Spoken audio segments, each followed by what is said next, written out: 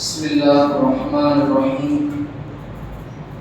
السلام عليكم ورحمة الله وبركاته. الحمد لأهله والصلاة لأهلها، أما بعد فقد قال عز وجل بعد أعوذ بالله من الشيطان الرجيم. بسم الله الرحمن الرحيم. شهر رمضان الذي أنزل فيه القرآن إلى آخر الآية. صدق الله مولانا العظيم. وقال رسول الله صلى الله عليه وسلم: اللهم بارك لنا في رجب وشعبان وبلغنا رمضان. صدق رسول الله صلى الله عليه وسلم أو كما قال رسول الله صلى الله عليه وسلم: رب اشرح لي صدري ويسر لي أمري واحلل عقدة من لساني ويفقهوا قولي. سبحانك لا علم لنا إلا ما علمتنا إنك أنت العليم الحكيم. اللهم صل على سيدنا محمد وعلى آل صل على سيدنا محمد وبارك وسلم. சங்கைக்கும் பெருமதிப்பில் குறித்தான என் இனிய இஸ்லாமிய சகோதரர்களே, பெரியோர்களே, அல்லாஹ் ஜல்ல ஷானஹு வ தஆலா நமது உம்மத்தே முஹம்மதியா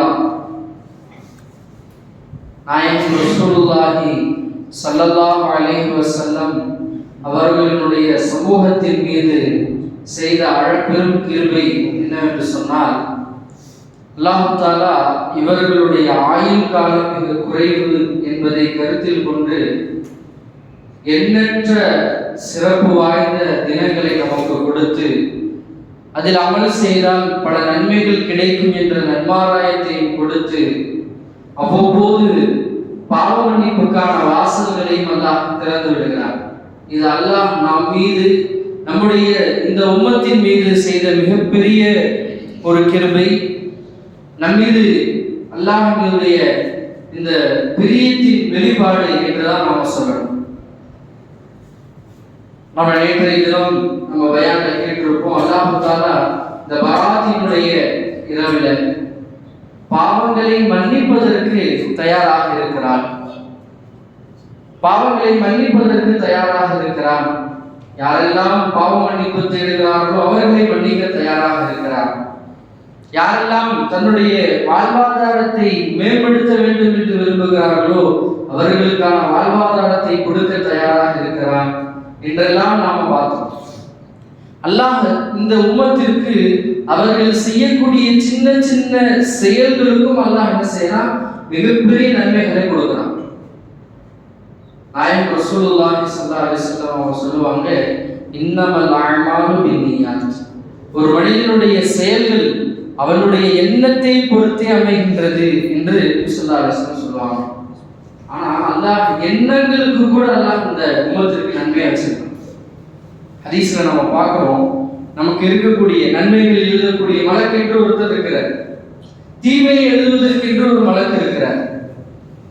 நன்மையை ஒருவர் செய்தால் அல்ல, ஹதீஸ்ல வந்திருக்கு, ஒருத்தர் இந்த நன்மையை நான் செய்ய போறேன்னு நினைச்சாலே அல்லாஹ் என்ன சொல்றான்? அந்த மலக்கு கட்டளையிடலாம், என் அடியான் அவன் நன்மையை செய்யணும்னு நாடிட்டான், எனவே அவனுக்கு அவனுடைய பட்டவளையில் நன்மையை எழுதிருக்குன்னு சொல்றான்.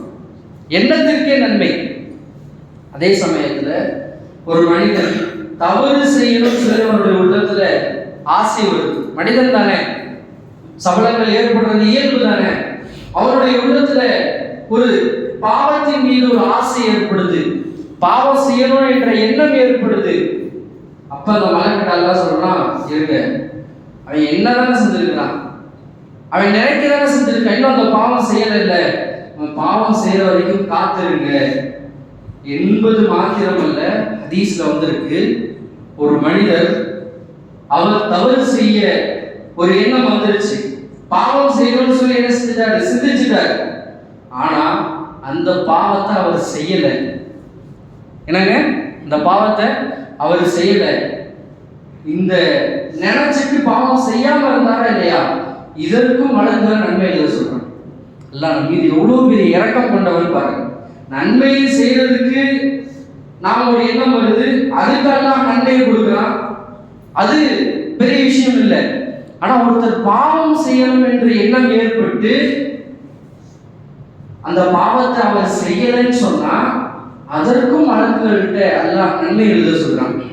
ஏன் என்று காரணத்தை சொல்லும்போது அல்லாஹ்வே சொல்றான், என்னுடைய அடியான் ஏன் தெரியுமா அந்த பாவத்தை செய்யல, எனக்கு பயந்துதான் அவன் செய்யல. என் மீது இருக்கக்கூடிய இறையச்சம் தக்வாவின் காரணமாக அந்த பாவத்தை அவன் செய்யல. எனவே இந்த செயலுக்கு அவன் என்னை பயந்து அந்த பாவத்தை செய்யாம இருந்தானே இல்லையா, அவனுக்கும் அதற்கான கூலியை கொடுத்திருக்க, அதற்கான நன்மை எழுதியிருக்கேன்னு சொல்றான். இப்படி இந்த உம்மத்தின் முஹம்மதியாவில் நமக்கு எண்ணற்ற நன்மைகள் அல்லாஹ் என்ன செஞ்சிருக்கான், குவிச்சு வச்சிருக்கிறான். இபாதத் செய்வதற்கு மட்டுமல்ல, இபாதத்திற்காக நாம் காத்திருப்பதற்கும் அல்லாஹ் நன்மை கொடுக்கிறான். இபாதத்திற்காக காத்திருப்பது, வெயிட் பண்றோமா இல்லையா? அன்றைக்கு நாம ஜும்மாவுடைய தொழுகைக்காக நாம் எல்லாம் செஞ்சிருக்கோம், உட்கார்ந்து இருக்கிறோம், காத்துக்கிட்டு இருக்கிறோம். ஹதீஸ்ல வருது, யார் தொழுகை பரவான தொழுகைக்காக அந்த தொழுகைக்கு முன்பாக அந்த தொழுகையை எதிர்பார்த்து காத்து கொண்டிருக்கிறாரோ, அவர் அந்த தொழுகையை எதிர்பார்த்து காத்திருக்கக்கூடிய அந்த ஒவ்வொரு வினாடிக்கும் ஒவ்வொரு நொடிக்கும் அல்லாஹ் நன்மையை எழுதி கொண்டே இருக்கிறார். அவர் இது எதுவுமே செய்யல, ஒளோட வந்தாரு, தொழுகைக்கு கொஞ்ச நேரம் முன்னாடி வந்துட்டாரு, 5 நிமிஷமோ 2 நிமிஷமோ 10 நிமிஷமோ முன்னாடி வந்துட்டாரு, வெறும் அந்த தொழுகைக்காக காத்திருக்கிறார். இதற்கு அல்லாஹ் நன்மை எழுதினான். அல்லாஹ் நம்ம மேல எவ்வளவு இரக்கமுடையவன், எவ்வளவு அர்ஹமர் ராஹீமீன் என்பதை நாம விளங்கணும். மாத்திரமல்ல, ஒரு மனிதர் தொழுது முடிச்சுட்டார், ஹதீஸ்ல வந்து ஒருத்தர் தொழுது முடிச்சுட்டாரு, தொழுது முடிச்சுட்டு ஃபர்தான தொழுகையை தொழுது முடித்து அதே இடத்தில் அமர்ந்திருக்கிறார். அவர் தஸ்பீஹ் செய்யல, குர்ஆன் ஓதல, எந்த அமலும் செய்யல, சும்மா உட்கார்ந்து இருக்கிறார். அவர் ஒண்ணு வீண் பேச்சு பேசும் வரை ஃபர்லான தொழுதுட்டு வேற ஏதாவது பேச்சு பேசாம அமைதியா இருக்கிறார், அல்லது அவருடைய ஒழுங்கு முறியும் வரை, அவர் எவ்வளவு காலம் உட்கார்ந்து இருப்பாரோ அதுவரை மலக்குகள் அவருக்காக துஆ செய்யறாங்க. அல்லாஹும்ம ஃபிர்லஹு, அல்லாஹ் இந்த அடியாரை நீ மன்னிச்சு, அல்லாஹும்ம அர்ஹம்ஹு, அவர் மீது நீ கிருபை செய். நம்ம என்ன செஞ்சோம், எதுவுமே செய்யல, ஃபர்து தொழுதுட்டு கொஞ்ச நேரம் நாம உட்கார்ந்தோம்னா மலக்குகளுடைய துஆவுக்கு நாம் சொந்தக்காரராக மாறி. இதெல்லாம் இந்த உம்மத்தை முஹம்மதியாவிற்கு அல்லாஹ் கொடுத்த அருட்கொடை. இன்றைக்கு நாம பார்க்கிறோம், இந்த நெருக்கடியான இந்த வாழ்க்கையுடைய சூழ்நிலையில இகாமத்துடைய நேரம் அனைவருக்கும் என்னது நினைவுல இருக்கு. இந்த 1 நிமிஷத்துக்கு முன்னாடி போனா ஒழு செஞ்சுட்டு என்னது நமக்கு ரக்காயத்து பிடிக்கிறதுல கவனமா இருக்கிறோமே தவிர, அல்லாஹ் மன்னிக்கணும், தக்பீர் தஹரீமாக்களுடைய பேணுதல் கூட குறைந்து வரக்கூடிய காலகட்டம். ஆனா அல்லாஹ் நீங்க காத்திருங்க, நான் நன்மையை தர்றேங்கிறான். சலாம் 2வது சலாம் கொடுத்த உடனே அந்த இடத்த விட்டு எந்திக்கிறதுக்கு தான் நமக்கு மனசு வருது. துஆலா 2வது விஷயம், அந்த இடத்த விட்டு எந்திக்கிறதுக்கு தான் மனசு வருது. அல்லாஹ் சொல்றான், ஒவ்வொரு ஃபர்துடைய தொழுகைக்கு பிறகு கொஞ்ச நேரம் உட்காருப்பா, மலக்குகள் உனக்காக பாவ மன்னிப்பு தர்றாங்க. நம்ம பாவிகள், நம்முடைய துஆக்கள் அல்லாஹ் இடத்துல அங்கீகரிக்கப்படுமா படாதா கேள்விக்குறி. ஆனா மலக்குகளுடைய துஆக்கள், அதுக்கு அல்லாஹ் இடத்துல எவ்வளவு பெரிய அங்கீகாரம் இருக்கு. அல்லாஹ்கிட்ட மலக்குகள் துஆ செய்றாங்க, யா அல்லாஹ் இவரை மன்னிச்சிரு, இவர் மேல கிருபை செய். மலக்குகள் துஆ செய்றாங்க.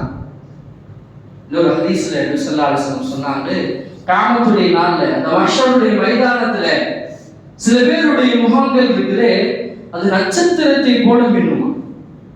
எப்படி? நட்சத்திரத்தை போல மின்னும். காரணம் கேட்கப்படும், என்ன அமல் செஞ்சாங்க, இவ்வளவு பிரகாசமாக இருக்கீங்களே, உங்களுடைய அமல் என்ன, உலகத்துல நீங்க என்ன அமல் செஞ்சீங்க? சொல்லுவாங்க, நாங்க எப்ப பாங்குடைய சத்தம் எங்களுடைய காதுக்கு கேட்டுருவோம், பாங்குடைய சத்தம் எங்களுடைய செவிக்கு வந்த உடனேயே உலகத்தின் எல்லா வேலையும் விட்டுட்டு நாங்க ஒழு செஞ்சுட்டு தொழுகைக்காக தயாரியாகிவோம். இன்னொரு கூட்டம், அவங்கள பார்த்தா ஒரு முழு பௌர்ணமியுடைய சூரியனுடைய நிலா எவ்வளவு பிரகாசமாக இருக்கும், அப்படி சில பேருடைய முகங்கள் பிரகாசமாக இருக்கும். அவங்கள்ட்ட கேட்கப்படும், நீங்க என்னங்க அமல் செஞ்சீங்க இந்த உலகத்துல? அப்ப அவங்க சொல்லுவாங்க, நாங்க பாம்புடைய சத்தம் கேட்ட உடனே ஒழு செஞ்சுட்டு நாங்க பள்ளியின் பக்கம் தெரிஞ்சிருவோம். பாம்பு சொன்ன உடனே என்ன செஞ்சிருவோம்? நாங்க பள்ளிக்கு போயிடுவோம். மூன்றாவது கூட்டம் அவங்கள பார்த்தா, உங்களுடைய முகம் சூரியனை விட பிரகாசமாக இருக்கு. அல்லாஹ் அக்பர். சூரியன் நம்மளால பார்க்க முடியுமா? நிலாவை கூட என்ன செஞ்சிட முடியும்? நம்மளுடைய கண்களால பார்த்துட முடியும். சூரியனை பார்க்க முடியாது. காரணம் அதனுடைய பிரகாசம், அதனுடைய நூறு அவ்வளவு பிரம்மாண்டமானது, அவ்வளவு பிரகாசமாக இருப்பாங்க. அவங்கள்ட்ட கேட்கப்படும், நீங்க என்ன பண்ணீங்க உலகத்துல? அவங்க சொல்லுவாங்க, நாங்க அல்லாஹ்வுடைய அழைப்பு வரும் வரைக்கும் காத்திருக்க மாட்டோம். பாங்குடைய நேரம் வந்த உடனேயே நாங்கள் உழு செய்து பள்ளிக்குள்ள என்ன செஞ்சுருவோம், வந்துருவோம். அல்லாஹ் அழைத்து நாங்கள் வர வேண்டும் என்ற அவசியம் இல்லை. அவனுடைய அழைப்புக்கு முன்பே அவனுடைய தொழுகையை நிறைவேற்றுவதற்காக பள்ளியில் நாங்கள் அமர்ந்திருப்போம். எனவே எங்களுக்கு அல்லாஹ் இப்படிப்பட்ட சிறப்பு கொடுத்திருக்கான்னு சொன்னாங்க. அப்ப பாருங்க, அவங்க செஞ்ச அமல் எதுவுமே இல்லை, இபாதத்திற்காக அவர்கள் காத்திருந்தாங்க, அதை எதிர்பார்த்து காத்திருந்தாங்க. இதுக்கு அல்லாஹ் எவ்வளவு பெரிய அந்தஸ்தை, எவ்வளவு பெரிய நன்மைகளை வச்சிருக்கிறாங்க.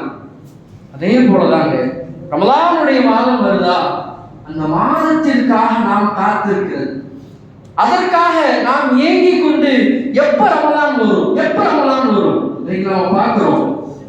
சாதாரண இந்த உலகத்தினுடைய சின்ன சின்ன ஆசைகள், இந்த பொதுவாக இந்த சோசியல் மீடியா வளர்ந்திருக்கக்கூடிய இந்த காலகட்டத்தில் நம்ம பார்க்கிறோம். நம்ம இளைஞர்களுடைய ஸ்டேட்டஸ்களை நம்ம பார்த்தோம்னா, பிறந்த நாள் வருதுன்னு வச்சுக்கோங்களேன், அவருடைய பிறந்த நாள் கூட கிடையாது, அவருக்கு பிடிச்சவங்களுடைய பிறந்த நாள் வருதுன்னா 30 நாளைக்கு முன்னாடியே இன்னும் 30 நாள் இருக்கு, இன்னும் 28 நாள் இருக்கு, இன்னும் 25 நாள் இருக்கு. ஏன்னா அவங்களுடைய அன்பின் வெளிப்பாடு நீங்க பார்த்திருக்கலாம். அவங்களுடைய அன்பின் வெளிப்பாடு, அவங்க அந்த நபரை எவ்வளவு நேசம் கொண்டிருக்கிறாங்க, அவரின் மீது இருக்கக்கூடிய அந்த ஈர்ப்பின் காரணமாக அவருடைய பிறந்த நாளுக்காக காத்திருக்கிறாங்க, அதை கொண்டாட காத்திருக்கிறாங்க. ரமலான் எவ்வளவு பாக்கியம் நிறைந்த மாதம் நம்முடைய. அதனாலதான் அதற்கு ரமலானுக்கு ஒரு பேர் இருக்கு, என்னன்னா தீமைகளை அழிக்கக்கூடியது. அவ்வளவு சிறப்பு வாய்ந்த மாதம். இந்த மாதத்திற்காக நாம் காத்திருப்பது, அதற்காக இயங்குவது. சஹாபாக்களை பத்தி நம்ம கிதாபுகளை படிக்கிறோம். ரமலானுடைய மாதம் அதை சஹாபாக்கள் எவ்வளவு உயர்ந்த அந்தஸ்துல வச்சிருந்தாங்கன்னா, ரமலானுடைய மாதம் வருவதற்கு 6 மாசம் முன்னாடி அதற்கு தயாராவாங்க. எத்தனை மாசம் முன்னாடி? 6 மாதத்திற்கு முன்பே ரமலான் எப்போ வரும்னு சொல்லி ரமலானை எதிர்பார்த்து காத்திருப்பாங்க. இன்றைக்கு பிப்ரவரி 14. வாலிபர்கள் இந்த காத்திருப்பினுடைய விஷயத்துல எவ்வளவு முக்கியமானதுங்கிறத உணர்ந்திருப்பாங்க. பொதுவாக சொல்லுவாங்க இல்லையா, காதல்ல காத்திருப்பு என்பதுதான் என்னது, மிக இன்பத்தை தரக்கூடியது. நமக்கு பிடிச்சவங்களை நாம பார்க்கறதுக்காக காத்திருப்பது, அவங்கள்ட்ட பேசுறதுக்காக காத்திருப்பது, அது உள்ளத்துல மிகப்பெரிய ஒரு சந்தோஷத்தை கொடுக்கும். சஹாபாக்கள் அல்லாஹ்வின் மீதும் அல்லாஹ்வுடைய ரசூலின் மீதும் அவனுடைய அமல்களின் மீதும் என்ன செஞ்சாங்க, காதல் கொண்டாங்க. அதனால 6 மாசத்துக்கு முன்னாடியே காத்திருப்பாங்க. கிதாபுல வருது, ரமலானுடைய மாதம் வருவதற்கு 6 மாதம் முதலே ரமலானை அடைவதற்காக என்ன செய்வாங்க, காத்திருப்பாங்க. எப்ப ரமலான் வரும்? தங்களுடைய உடலால், தங்களுடைய உள்ளத்தால், தங்களுடைய பொருளாதாரத்தால் என்ன செய்வாங்க, ரமலானுக்காக தயாராகும். ரமலான் வந்துருச்சு, அதற்கு முழுமையாக தன்னை அர்ப்பணிக்கிறவர்கள் மட்டுமல்லாம அடுத்த 6 மாதங்கள் தாங்கள் ரமலானுடைய மாதத்துல செய்த அமல்கள் அல்லாஹ்விடத்துல கபூலாகணும்னு சொல்லி துவா செய்வாங்க. முதல் 6 மாதம் ரமலானை எதிர்பார்த்து அதனுடைய தயாரிப்பில் தங்களுடைய நேரங்களை கழித்த சஹாபாக்கள், ரமலான் முடிஞ்சிருச்சு, அவ்வளவுதான், மூட்டை கட்டி வைங்க, பள்ளிவாசல ஓரம் வைங்க, தொப்பி ஒரு ஓரம் வைங்க, இல்ல, அடுத்த 6 மாசம் இந்த ரமலானுடைய மாதத்துல செய்த எல்லா அமல்களும் அல்லாஹ்விடத்தில் ஒப்புக்கொள்ளப்படணுமே, அல்லாஹ் ஏற்றுக்கொள்ளணுமே, அதனுடைய கபூலியத்திற்காக என்ன செய்வாங்க, துவா செய்வாங்க. சுப்ஹானல்லாஹ். இந்த ரமலானுடைய மாதத்தை நாம் அடைவதற்கு நம்ம என்ன செய்யறது? பொதுவாக நாம பார்க்கிறோம், ஒரு மணி நேரம் ஒரு ப்ரோக்ராம் நடக்குது, ஒரு ஆண்டு விழாவோ அல்லது ஒரு பரிசீலிப்பு விழாவோ அல்லது ஏதாவது ஒரு கூட்டங்கள் நடக்குது. எவ்வளவு முறையாக திட்டமிடப்படுது, எவ்வளவு முறையாக திட்டமிடப்படுது. 5 மணில இருந்து 9 மணி வரைக்கும் ப்ரோக்ராம்னா 5 மணில இருந்து 5:05 வரைக்கும் கராத். நம்மளுடைய விழாக்களை நாம் எடுத்துப்போமே, கராத் 5:05 இருந்து 5:10 வரைக்கும் ஏதாவது ஒரு கீதம். அப்ப ஒவ்வொரு நிமிடத்திற்கும் என்ன செய்யப்படுது, பொறுப்புகள் போடப்படுது. ஏன்னா மக்களை நாம் என்ன செய்யறோம், ஒரு விழாவுக்காக கூப்பிடுறோம், அவங்களுடைய ஒரு நிமிடம் கூட வீணாயிடக்கூடாதுன்னு சொல்லி இதற்கு முறையாக திட்டமிடப்படுது. அந்த ஒரு 3 மணி நேரம் ப்ரோக்ராம் அந்த வரக்கூடிய நபர்களுக்கு எவ்வளவு தூரம் வீணாக்காம அந்த 3 மணி நேரத்தை பயனுள்ளதாக ஆக்கணும்னு சொல்லி ஒரு மஷூரா செய்யறோம், ஒரு திட்டமிடுறோம். ஆனா வாழ்க்கையில சில நாட்களே வரக்கூடிய, வருடத்தில் ஒரு முறை வரக்கூடிய இந்த ரமலான நாம ஏன் திட்டமிடாம இருக்கிறோம்? அல்லாஹ் தஆலா அவனுடைய வல்லமை, அவனுடைய ஆற்றல், அவன் நினைச்சான்னு சொன்னா குன் என்ற வார்த்தை உலகத்தை படைச்சிருக்கான் இல்லையா? அல்லாஹ் குர்ஆன்ல நிறைய இடங்கள்ல சொல்றான்.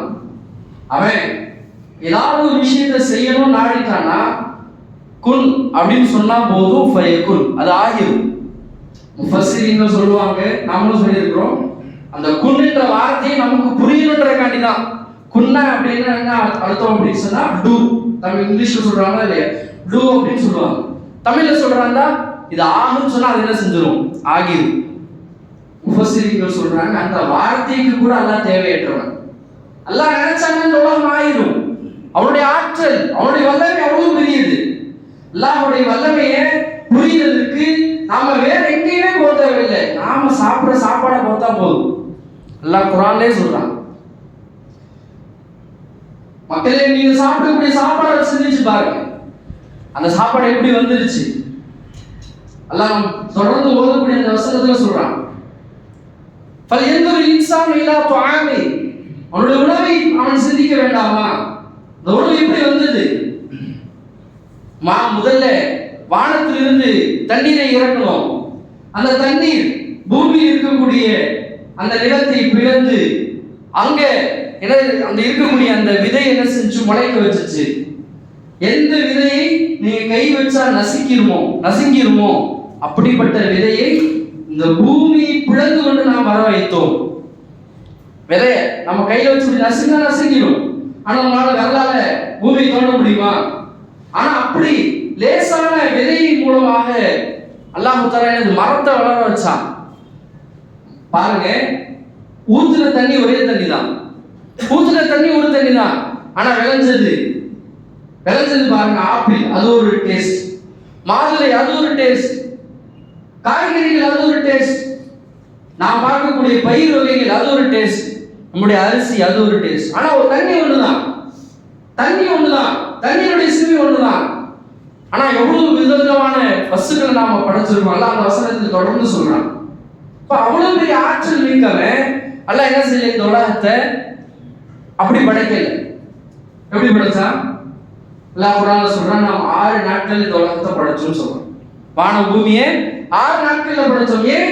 மனிதனுக்கு கற்றுக் கொடுக்கலாம். நீங்க ஒரு விஷயத்தை செய்யணும்னு நினைச்சீங்க அப்படின்னா நீங்க திட்டமிடுங்க, அதை நீங்க எப்படி செய்ய போறீங்க, எப்ப செய்ய போறீங்க, திட்டமிடுங்க.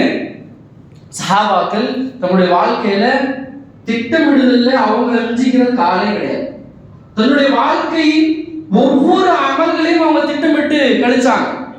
அன்னை ஆயிஷா ரலியல்லாஹு அன்ஹா அவங்க சொல்லுவாங்க, நாங்கள் எங்களுடைய ஒவ்வொரு நாளும் எங்களுக்கு நபி ஸல்லல்லாஹு அலைஹி வஸல்லம் அவங்க இஹ்திசாப் என்று சொல்லக்கூடிய தன்மை எங்களுக்கு கற்றுக் கொடுத்தாங்க. இஹ்திசாப், நாங்க எங்களுடைய அமல்களை நாங்களே பரிசீலனை செய்து கொள்வோம். சொல்லுவாங்க ஆயிஷா ரலியல்லாஹு அன்ஹா, எங்களுடைய ஒரு நாள் அடுத்த நாளை விட அமல்களில் அபிவிருத்தி இல்லைன்னு சொன்னா, எங்களுடைய செயல்பாடுகள்ல முன்னேற்றம் இல்லைன்னு சொன்னா, அதை எங்களின் வாழ்க்கையின் ஒரு நாளாகவே கணிக்க மாட்டோம்னு சொன்னாங்க. அவ்வளவு திட்டமிட்டு செயல்பட்டாங்க. நாமளும் இந்த வரக்கூடிய ரமலானை அவ்வளவு பாக்கியம் பொருந்திய ஒரு மாதம் நமக்கு வர இருக்கு. அதனுடைய ஒவ்வொரு நிமிடங்களும் ஒவ்வொரு நொடியும் சிறப்பு வாய்ந்தது. அதை நாம் எப்படி அணுகிறது, அதை நாம் எப்படி பயன்படுத்திக் கொள்வது? எத்தனை குர்ஆன்கள் நாம் ஓதலாம், எத்தனை ரக்காத்துகள் நாம தொழலாம்? நாம திட்டமிடுறது.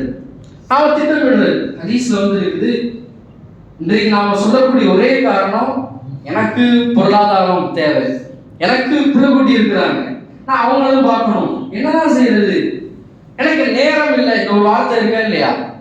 நஅூது பில்லாஹ். ஹதீஸ்ல இருக்குது, யார் ஒருவர் அல்லாஹ்வுடைய இபாதத்திற்காக, என்னுடைய அல்லாஹ் ஹதீஸ்ல குதுஸில் அல்லாஹ் சொல்றான், என்னுடைய இபாதத்திற்காக, என்னுடைய வணக்கத்திற்காக யார் நேரம் ஒதுக்குகிறார்களோ அவங்களுடைய நேரங்களை நான் அபிவிருத்தி செய்கிறேன் என்பதாக அல்லாஹ் சொல்றான். அவங்களுடைய நேரங்களை நான் அபிவிருத்தி செய்றேன்.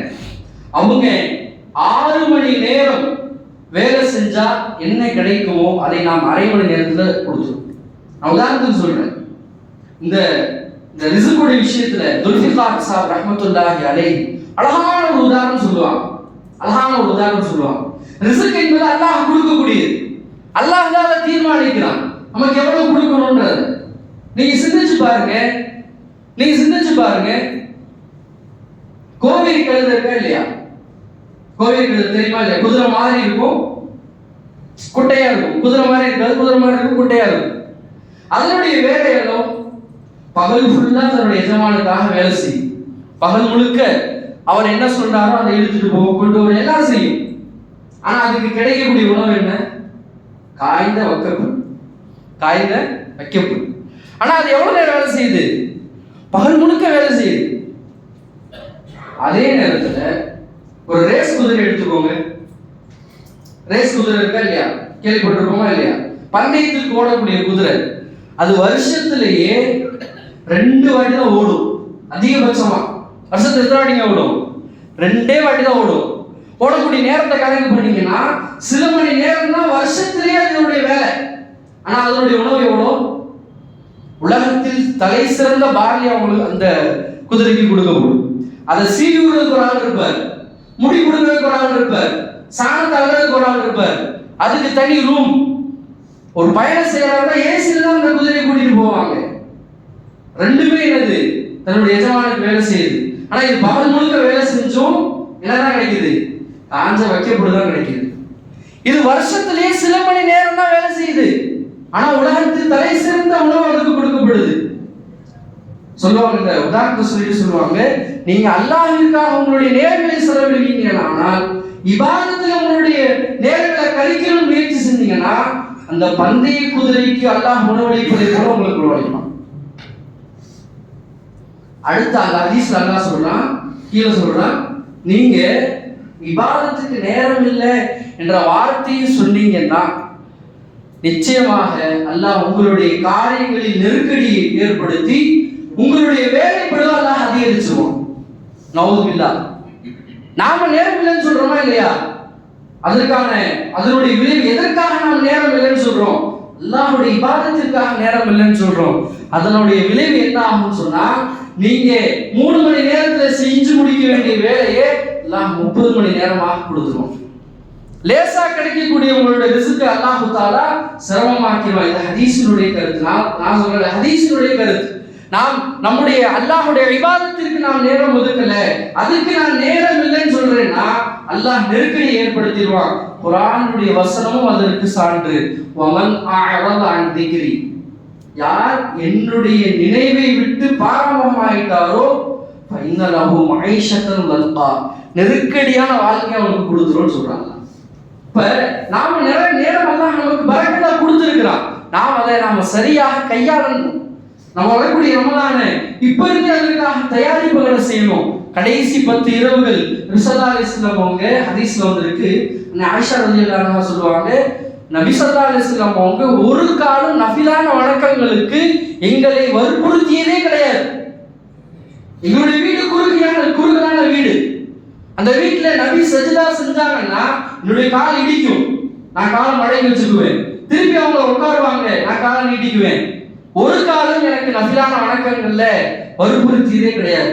ஆனா ஹதீஸ்ல வந்திருக்கு, ரமலானுடைய கடைசி 10 நாட்கள் வந்துருச்சுன்னு சொன்னா நபி தன்னுடைய கீழாடை இருக்க கட்டிக் கொள்வார்கள். தன்னுடைய குடும்பத்தார்களை எழுப்பி இபாதத் செய்ய வைப்பாங்க.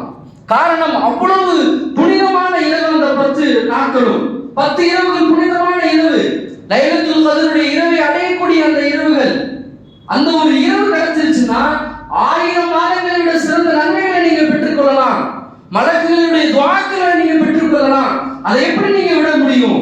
அதை எப்படி நீங்க மிஸ் பண்றதுன்னு சொல்லி அந்த நாட்கள்ல தன்னுடைய குடும்பத்தாரையும் எழுப்புவாங்க. நம்ம பார்க்கிறோம். அல்லாஹ் மன்னிக்கணும், அல்லாஹ் பாதுகாக்கணும். நம்முடைய உறவுகள் அந்த கடைசி 10 நாட்கள்ல தான் எல்லா பர்ச்சேஸும் பண்றது. நாம் தயவு செஞ்சு நம்முடைய குடும்பத்தார்களுக்கு நாம் இந்த விஷயத்துல ரொம்ப கவனம் எடுக்கணும். நாம தராவியுடைய தொழுகைகளை கூட என்ன செஞ்சிடறோம், அந்த காலகட்டத்துல சுன்னத்து தானே சொல்லிவிட்டுறோம். அல்லாஹ் மன்னிக்கணும், அல்லாஹ் பாதுகாக்கணும். ஆனா எவ்வளவு நன்மை இருக்குன்றது நம்ம கண்ணுக்கு தெரிய மாட்டேங்குது. உலகத்தினுடைய சின்ன சின்ன ஆசைகள், சின்ன சின்ன சந்தோஷத்திற்காக மறுமையினுடைய, இன்னும் சொல்ல போனா அடுத்த வருடம் நமக்கு ரமலான் கிடைக்குமா கிடைக்காதா கேள்விக்குறி. கடந்த வருடங்களில் நம்மோடு இருந்தவங்க எத்தனையோ பேருக்கு நம்மகிட்ட இல்லை. ரமலான் கிடைக்குமா கிடைக்காதுன்றது கேள்விக்குறி. எனவே ரமலானை நாம் முழுமையாக பயன்படுத்திக் கொள்வது. வியாபாரிகள் தங்களுடைய வியாபாரத்துடைய நேரங்களை முறைப்படுத்துறது, தனக்கு கீழ் இருக்கக்கூடிய பணியாட்களுடைய நேரங்களையும் அவங்களுடைய இபாதத்திற்காக முறைப்படுத்துவது. ஸல்லல்லாஹு அலைஹி வஸல்லம் யார் எந்த எஜமான் தன்னுடைய ரமலானுடைய காலத்துல வேலை பளுவை குறைக்கிறாரோ அவருக்காக ஸல்லல்லாஹு அலைஹி வஸல்லம் துஆ செஞ்சாங்க. பிரத்யேகமா அவருடைய வியாபாரத்தினுடைய பரக்கத்திற்காக துஆ செஞ்சாங்க. எனவே அந்த மாதிரியான நடைமுறைகளை நாம் கையாள்வது, குறிப்பாக நம் உடலாலும் உள்ளத்தாலும் பொருளாதாரத்தாலும் நாம் என்ன செய்ய ரமலான தயாராக. ஸல்லல்லாஹு அலைஹி வஸல்லம் அவங்க ஹதீஸ்ல வருது, ரமலானுடைய மாதத்துல புயல் போல சதகா செய்வாங்க, புயல் போல தர்மம் செய்வாங்கன்னு வருது. அப்ப நாம அந்த ரமலானுக்காக இப்ப இருக்க நம்முடைய செலவுகளை முன்பின் பண்ணி ரமலானுடைய மாதத்துல தான தர்மங்கள் செய்வதற்காக என்ன செய்யறது, நாம தயாராக வரக்கூடிய ரமலான் இன்னும் சில கொஞ்ச காலம் தான் இருக்குது. இந்த காலத்தை நாம திட்டமிட்டு வரக்கூடிய இந்த ரமலானை முழுமையாக ஆரோக்கியமாக அடைந்து ரமலானில் என்னென்ன அமல்கள் செய்ய வேண்டுமோ அத்துணை அமல்களையும் பரிபூர்ணமாக செய்து அல்லாஹ்வுடைய நெருக்கத்தையும் அல்லாஹ்வுடைய மக்ஃபிரத்தையும் பெறக்கூடிய நன்மக்களாக அல்லாஹ் நம் அனைவரையும் ஆக்கியது புரிவானாக. இது போன்ற பல ரமலான்களை அடைந்து அல்லாஹ்வுடன் மிக நெருங்கக்கூடிய நன்மக்களாக அல்லாஹ் நம் அனைவரையும் ஆக்கியது புரிவானாக. இந்த துஆவோடு நிறைவு செய்கிறேன். وآخر دعوانا الحمد لله رب العالمين. السلام عليكم ورحمة الله وبركاته.